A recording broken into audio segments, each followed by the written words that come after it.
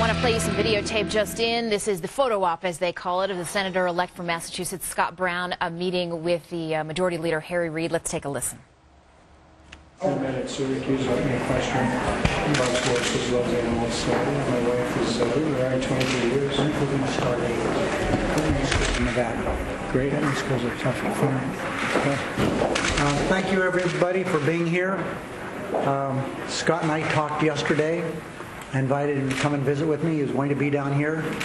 He's kind of in a hurry down here because he and I spent a little bit of time talking about the prowess of our athletic children. He has a daughter that's plays basketball at Boston College. That's right. And I told him about my boy who was the college athlete. And so we had a pleasant visit. I, of course, welcome you to the Capitol. I read an article in here today that because you got elected, my job is going to be easier. I hope that's the case. But anyway, thank you very much. You can say anything you'd like, Scott, to the press. We're not going to take any questions. But thank you. Well, as you know, I spoke to many of you already. I did speak to the leader yesterday. He was very gracious in reaching out and making a point to call me after I woke up. And, I wanted to just say that publicly. I appreciate the across-the-aisle gesture, and I'm hopeful that we can work to just solve the problems of our great country. And I thank you, Mr. Leader, for having me here and extending that courtesy. Well, we're going to have an interesting time this year. You're going to enter the Senate at a time when the country's in deep trouble. As you know, that was a lot what your campaign was about. I look forward to working with you. Senator Reid, how much is Thanks, everybody.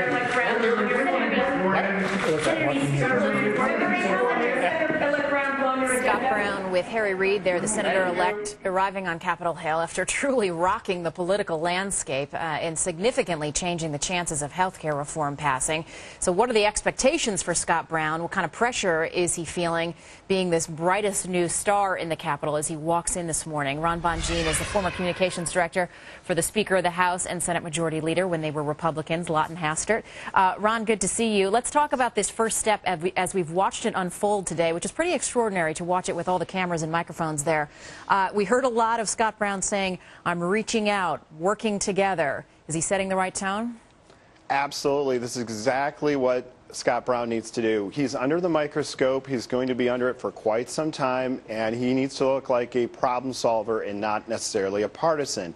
He was elected primarily because people thought he was against health care reform and people weren't happy about the economy. But now that he comes into the Senate, he's going to have to do some crucial things. He's going to have to hire a very competent staff both in Washington and in Massachusetts.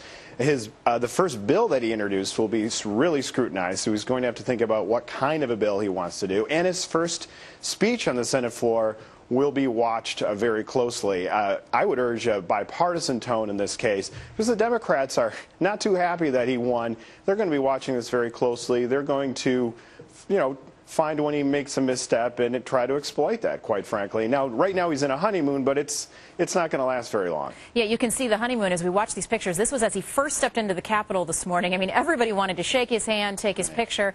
I guess what would be akin to this was when we saw somebody like a Hillary Clinton walk into the U.S. Senate, and Al Franken.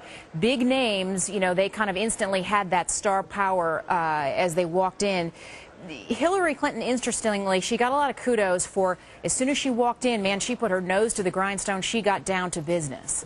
Now, it was smart of her to do that, too, because, she wanted to be known more than just being the First Lady. She had to show how smart she was and how good she could be working in a bipartisan way, and she did get a lot of kudos for that. Unfortunately, Senator Franken has not gotten a lot of praise. He came into the Senate very serious, which is fine, but he caused a lot of partisan rancor and has been very divisive on the Senate floor, and that loses a lot of points with the public and the media, especially when you're trying to get something done. So I would urge Scott Brown to keep the bipartisanship up, keep the tone tone bright, and when the Senate Democrats try to take him down, to try to take the high road, not the low road.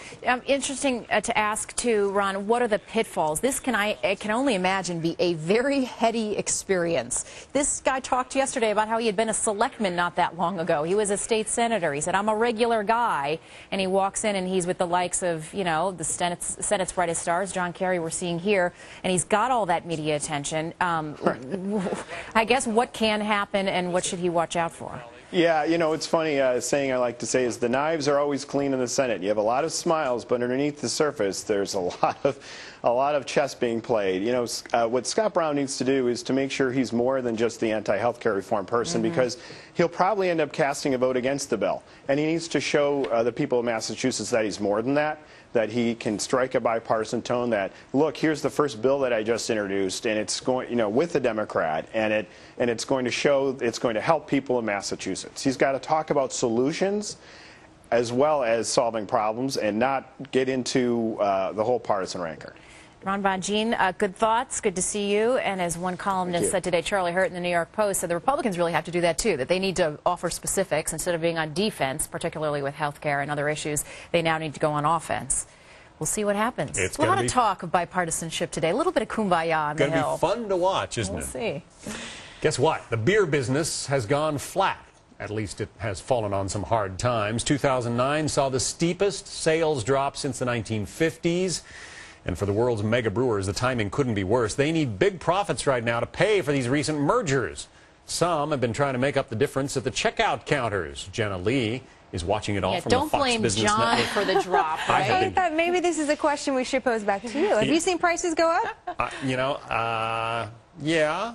Well, you would be right. But I've been doing my part. I've certainly been trying to support the industry. He still goes to quarter draft night, so it really doesn't go up from there. I actually did some special research for John as part of this report, so hold on a second. I'll get to that in just a moment. But we have seen prices go up about 5% across the board for all the major brewers, and we've seen sales go down about 2%. So prices have gone up, sales have gone down, and one of the reasons is, as John mentioned, there's a lot of big mergers that have happened.